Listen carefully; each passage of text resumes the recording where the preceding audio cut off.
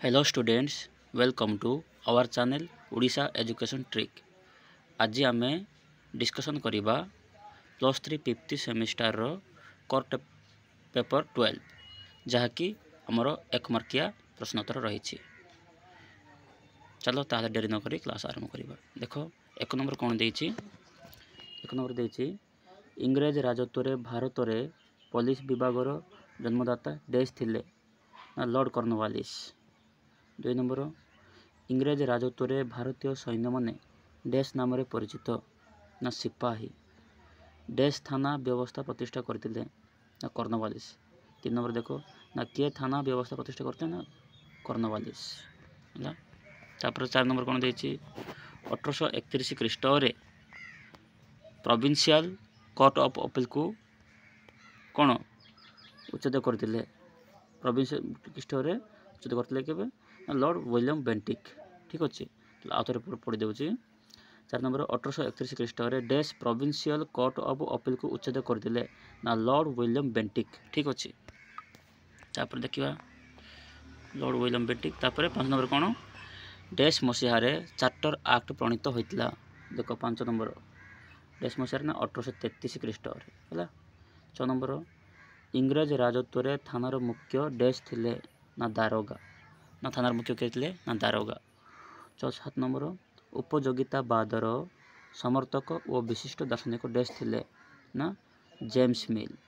8 number कौन देछि राजा राममोहन थिले डैश विचारधारार समर्थक कहार ना जड़वादी।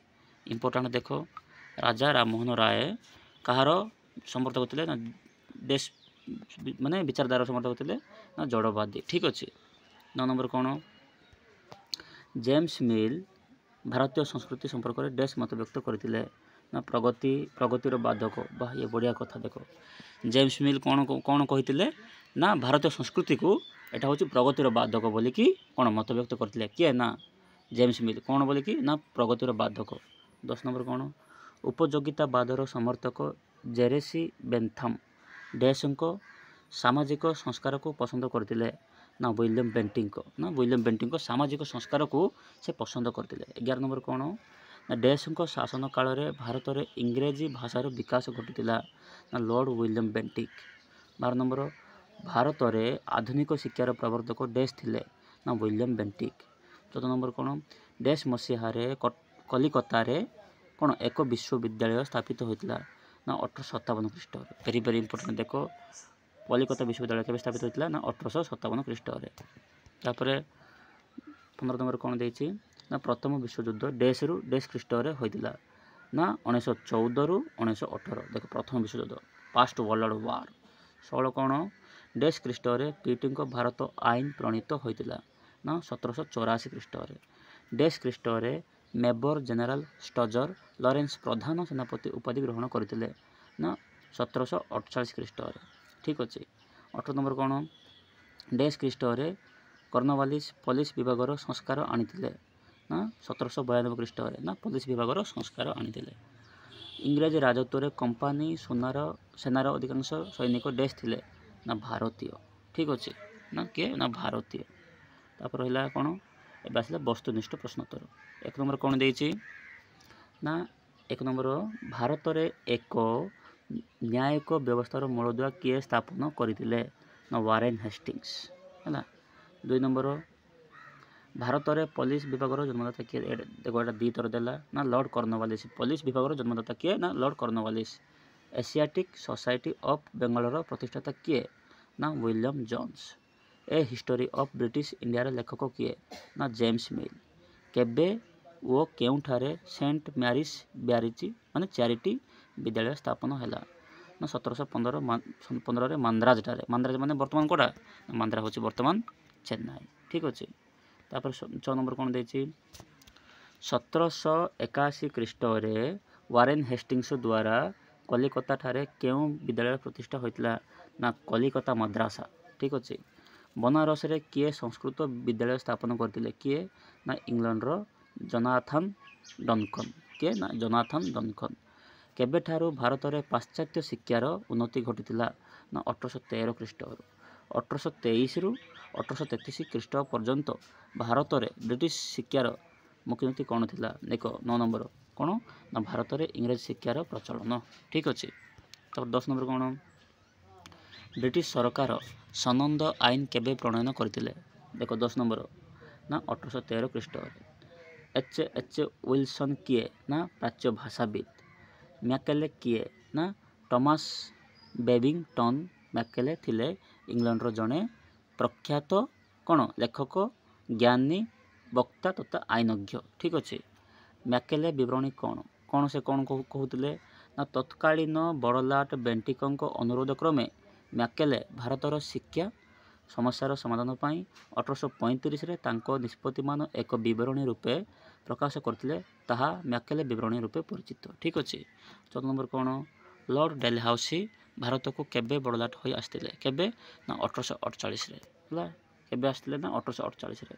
तापर 15 नंबर देख केबे Charles Wood board of control अध्यक्ष हेले ना 1853 जुलाई 19 तारीख ठीक अच्छे।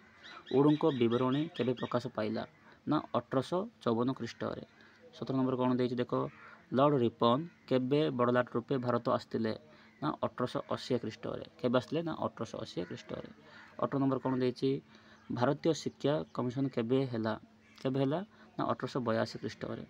हंटर शिक्षा कमिशन 1882 कहले कौन बुझ देखिया भारतीय शिक्षा कमिशन रो अध्यक्ष थिले सार विलियम हंटर ठीक अच्छे ना किए अध्यक्ष थिले ना सार विलियम हंटर। 1854 वुड विवरणी रे तिबा अनुमोदन गुड़िक किपरि कार्यकारी होइतिला ताकू तदारक करथिले ठीक अच्छे। भारत सरकार द्वारा शिक्षा विभाग स्थापन केबे होइतिला ना 1910 ख्रीष्ट देखो भारत सरकार द्वारा ठीक अच्छे। 21 नंबर कौन केबे कलिकता विश्वविद्यालय माने कमिशन गठित होइतिला ना 1917 ख्रीष्ट। हार्टग कमिटी केबे गठित होइतिला 1929 ख्रीष्ट। केबे सर्जेंट कमिशन विवरणी प्रकाशित होइतिला सर्जेंट कमिशन होइतिला केबे ना 1944 ख्रीष्ट ठीक अच्छे। तापर विश्वविद्यालय मंजूरी आयोग केबे स्थापन करागला केबे ना 1953 ख्रीष्ट।